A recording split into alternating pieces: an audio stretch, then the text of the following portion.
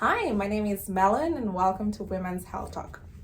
On today's series, we will be focusing on female genital mutilation and how it affects women's health, ways to prevent it from happening, and when or how to seek help. FGM comprises of all procedures involving partial or total removal of the external female genital organs or any other injury to these organs for non-medical reasons. FGM is most often carried out on young girls aged between infancy and 15 years old. FGM is considered a human rights violation. Despite this, it is still prevalent among several communities around the world.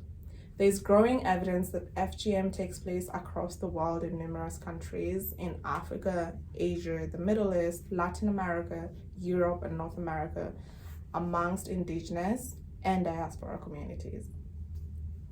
The United Nations has put in an ambitious campaign to end FGM by 2030 as part of Sustainable Development Goals.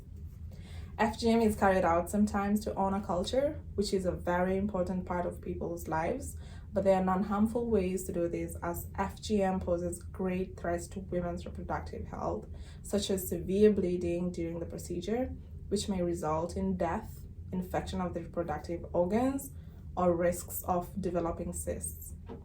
It can bring complications during childbirth and increases the chances of stillbirth. There are ways we can stand in the gap to help prevent this from happening to our loved ones. Several countries have criminalized FGM, and the US is among those countries. The US Congress passed the Federal Prohibition of FGM Act in 1996, making female genital mutilation and cutting illegal in the United States for young girls under 18 years of age. Despite this criminalization, this practice is still being carried out. 40 US states have legislation making FGM illegal. States with the broadest scope of legislation, including provisions for community education and outreach, tend to have the lowest risk of girls experiencing FGM.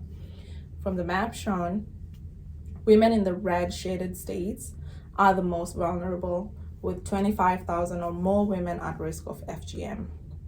States such as Mississippi, New Mexico, Nebraska, which have no FGM legislation, are among the states with highest risk of FGM, while those in the gray shaded area states, less than 5,000 women are at risk of FGM.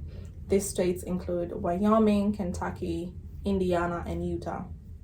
These states have very strong existing legislation on FGM. What's your role? Look out for signs in children whose families may want to take their daughter to perform FGM on them. These may include a child being overly secretive about a trip that her parents spoke to her about, or sometimes a child being overly withdrawn from her peers. There are steps to follow in this event, which may include talking to the parents, paying them a visit, and alerting the community around them.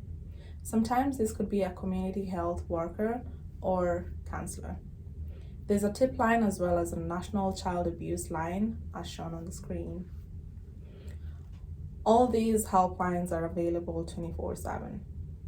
Let's keep the current and the next generation of women healthy and protect our loved ones. We can also educate our friends and family about the risks of FGM for a safer community and world. Thank you for listening to today's series of Women's Health Talk. Bye.